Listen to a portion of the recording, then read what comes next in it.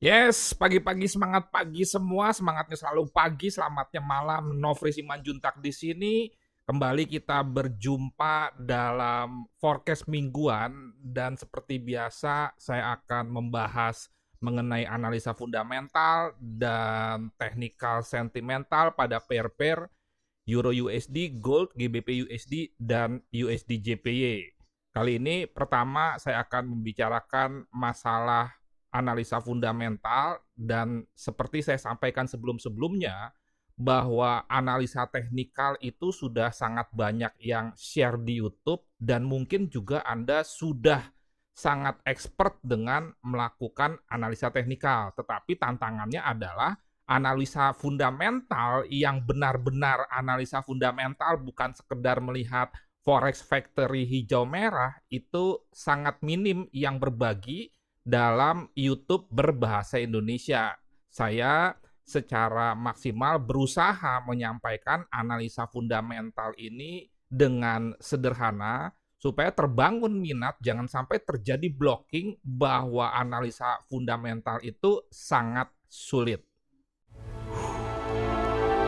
Ribet amat bro, mending pakai cara gue. Belajar forex segampang nonton streaming. Lo tinggal pilih videonya, terus tonton deh, gratis. Kalau udah belajar, bisa trading mulai dari 500.000. Di MIFX belajar forex semudah itu. Bro,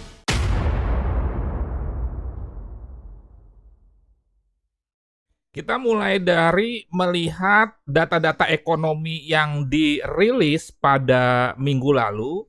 Dan saya lihat dulu dari Forex Factory, kalau Anda misalkan di blog website Forex Factory ini, Anda bisa menggunakan website trading economics ini ya, .com, dan ini juga ada kalendernya.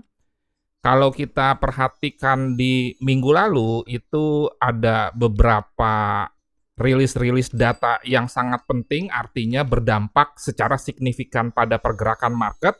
Misalkan pada pair NZD USD itu justru mengalami penurunan, padahal RBNZ itu bank sentralnya New Zealand sudah menaikkan suku bunga sesuai dengan prediksi sebesar 0,5% dari 2% ke 2,5%. Dan kalau Anda perhatikan analisa fundamental yang saya sampaikan minggu lalu, saya sudah mengingatkan Anda bahwa kalau saya perhatikan di beberapa bank sentral, justru pada saat menaikkan suku bunga, efeknya mata uangnya malah melemah.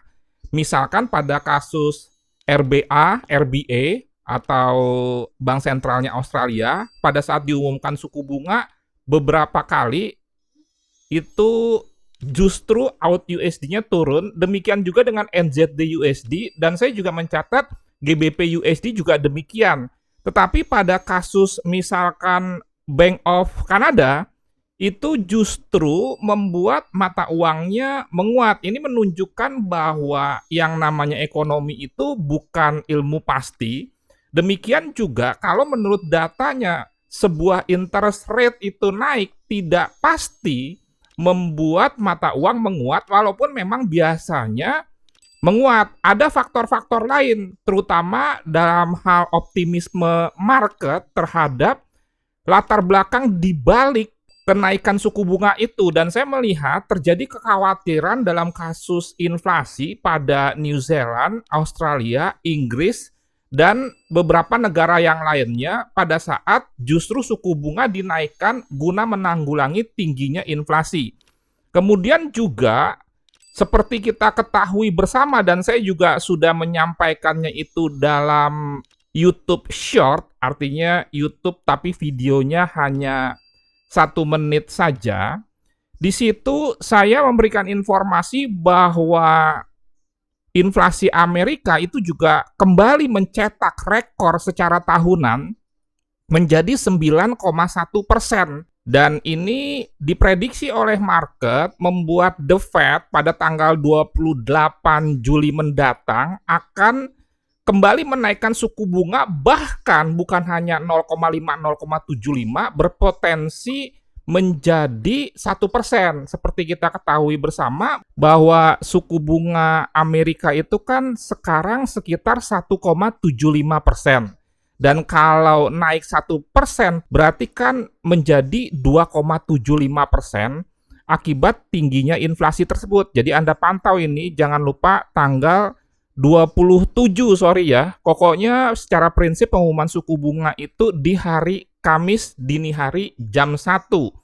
Dan target dari suku bunga ini pada akhir tahun 2022 adalah 3,5 sampai 3,75%. Jadi sisa sebetulnya 4 kali lagi pengumuman, yaitu tanggal 27 Juli, kemudian juga September, nanti Anda bisa lihat tanggal persisnya berapa, November dan Desember. Sehingga target 3,5% itu kalau kita ukur penambahan suku bunganya per pengumuman yang 4 kali itu bisa saja tercapai. Misalkan kita hitung nih, 1,75 naik 1 menjadi 2,75, sisa 3 kali lagi, misalkan naik 0,5, 0,5, dan itu bisa mencapai 3,5 sampai 3,75%. Dan kalau kita perhatikan di CME Federal Watch Tool, itu juga prosentase yang memprediksi kenaikan suku bunga Amerika 1% itu juga bertambah. Menurut catatan terakhir yang saya lihat itu sekitar sampai dengan 29,15% ini untuk kenaikannya ya. Jadi mengalami kenaikan yang cukup signifikan dari 1,75 menjadi misalkan 2,75, itu sekitar 29% kenaikannya, sehingga bukan hal yang tidak mungkin dengan tingginya inflasi yang terus mencetak rekor baru tersebut, The Fed akan agresif untuk menaikkan suku bunga 1% tadi. Dan sebelum kita lanjut mengenai membahas Amerika dan juga tentunya gold, kita teruskan dulu.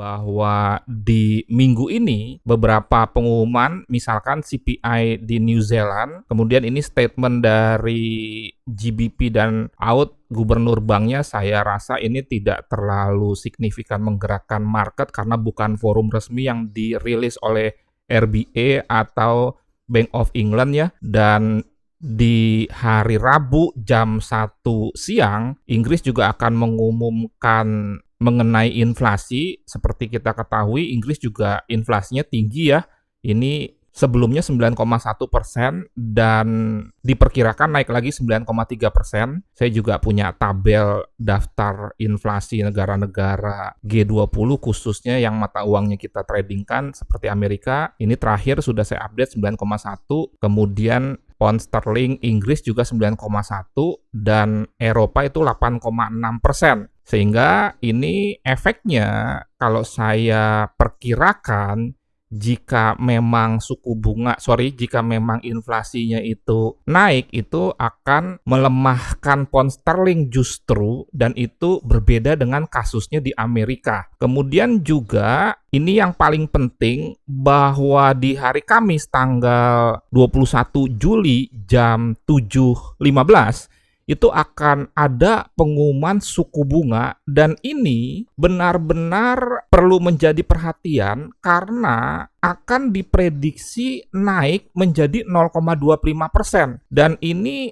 kalau terjadi adalah sejarah, mengingat mengingat Eropa sudah lama sekali suku bunganya minus dan nol. Sehingga kalau ini naik, maka ini merupakan sebuah kenaikan pertama sejak, Anda bisa lihat dari tahun data di sini 2017 pun itu masih tetap sama ya, nanti Anda cek lagi. Dan ini kalau saya prediksi dampaknya kalau memang suku bunga Eropa naik, maka itu akan membuat euro menguat. Berbeda dengan kasusnya Inggris. Oleh karena itu, nanti kalau saya memberikan analisa teknikal, sentimental, dan signal euro USD, harap diperhatikan tanggal 21 Juli ini. Dan saran saya kalau pending order itu dihapus saja dulu. Kemudian juga berpotensi membuat euro itu akan bounce setelah mengalami penurunan.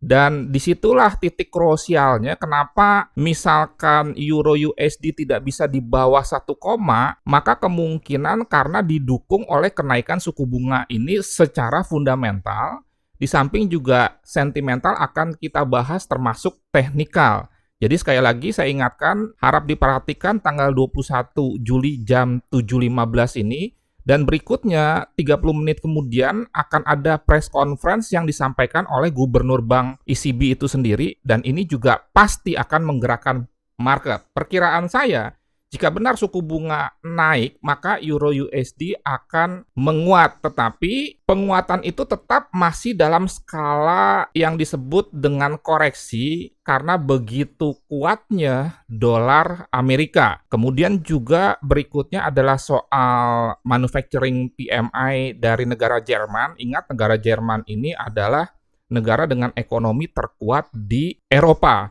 Lantas, bagaimana hubungan antara inflasi dengan dolar, suku bunga, dan juga gold? Kemarin saya juga menyampaikan dalam short YouTube bahwa saat ini market sedang galau antara emas mau melemah tetapi tidak menembus berhasil closing di bawah 1.700, sementara rebound juga belum terjadi. Ini karena jangan lupa bahwa emas itu juga adalah safe haven, sehingga kalau misalkan terjadi inflasi dan ternyata negara-negara banyak mengalami krisis, bukan hal yang tidak mungkin akhirnya pada menyimpan emas dan demand akan emas tinggi sehingga membuat emas naik, walaupun suku bunga Amerika terus naik, dan itu membuat orang tertarik untuk melakukan yang disebut dengan capital outflow dari negara-negara berkembang yang jumlah penduduknya banyak, yang disebut dengan emerging market. Jadi kembali lagi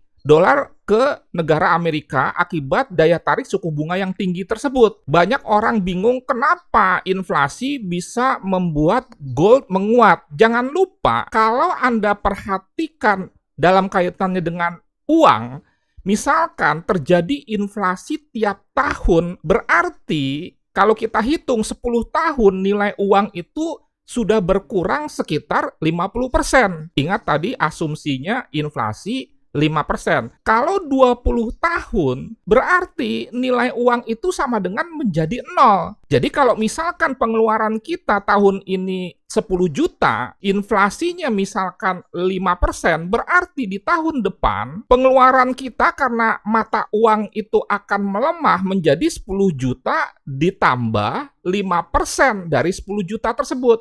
Sehingga kembali lagi ke perhitungan tadi, kalau inflasinya 5% dan 10 tahun 50%, kemudian 20 tahun 100%, maka kalau kita bandingkan dengan emas, itu tidak mengalami penurunan nilai, walaupun memang bisa saja harga emasnya itu menjadi turun. Itulah yang menjadi salah satu perhitungan saya bahwa inflasi yang akibatnya menyebabkan suku bunga tinggi itu bisa saja justru membuat orang melirik emas, dan justru walaupun suku bunganya tinggi, emas menjadi pilihan sehingga akan menguat. Demikian logika dibalik kenapa inflasi bisa menyebabkan emas naik, karena sekali lagi bahwa yang namanya nilai suatu mata uang itu sebetulnya tiap tahun berkurang karena adanya inflasi. Oke, sekian. Semoga analisa fundamental dan kaitan antara suku bunga, kemudian inflasi, mata uang USD, dan gold yang tadi saya sampaikan